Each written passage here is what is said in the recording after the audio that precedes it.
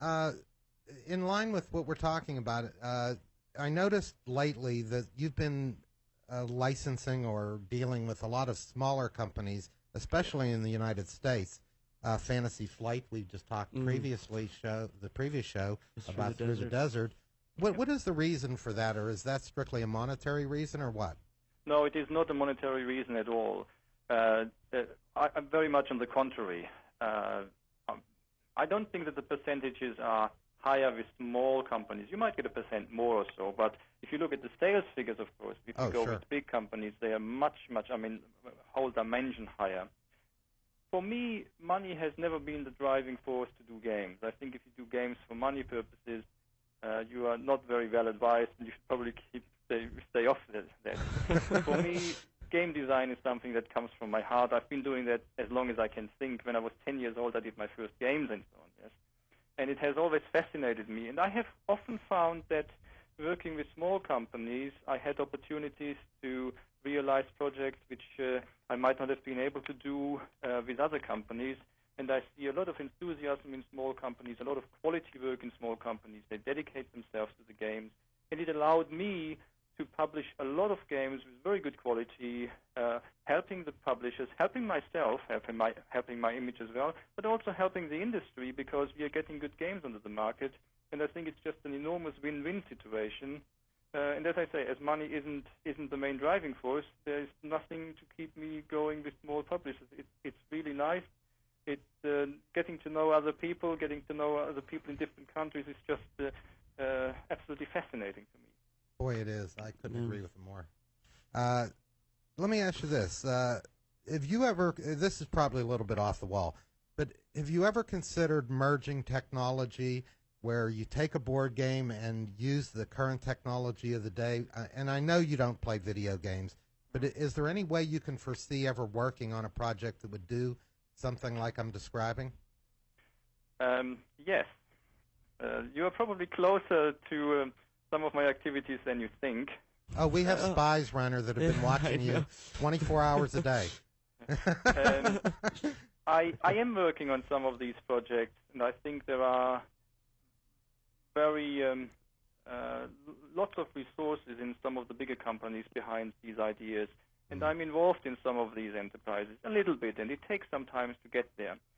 You see, what I believe is people make a big discrepancy currently between saying these are the board games, and sometimes they say these are the culturally valuable board games and card games and traditional games. And here are the other side. Here is the computer games, the electronic games. And sometimes they say these are the bad games because you sit in front of a screen and you don't have any social context anymore whatsoever. I think this is only half the truth. I think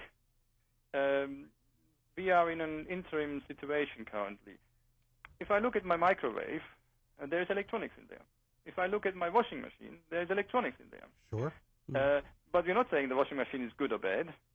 So what I think is sooner or later, the electronics will find a very, very natural way into the game where they support the gameplay, where you still have the interaction between other players, and very naturally it will just become so much easier to play and so much more natural to play with some electronic support behind it. And I think, in a way, the electronic side and the traditional side of gaming will merge together in a very natural way. Not saying that there will be individuals on the one on the other side, but I think the area in between will be much more overlapping and much more naturally overlapping. Well, I just remember about 1979, I turned on my computer. It was a beat-up old thing, and we played a multiplayer game on it called Mule, M-U-L-E.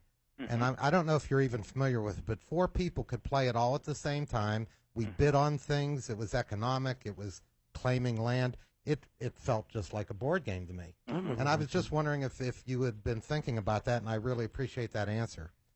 Do you have, I guess we're getting down to the last couple minutes here. Do you have a favorite? I mean, of all the games you've done, all the games you've designed in the past years, is there one that really stands out for you?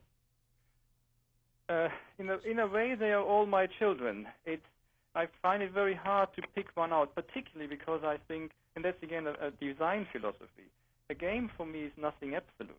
A game for me is something which needs to fit to the people I play with and to the mood I'm in. And there is always a different good game for a good occasion. And if I play with my parents, for example, we play very different games than if I play with my gamers around.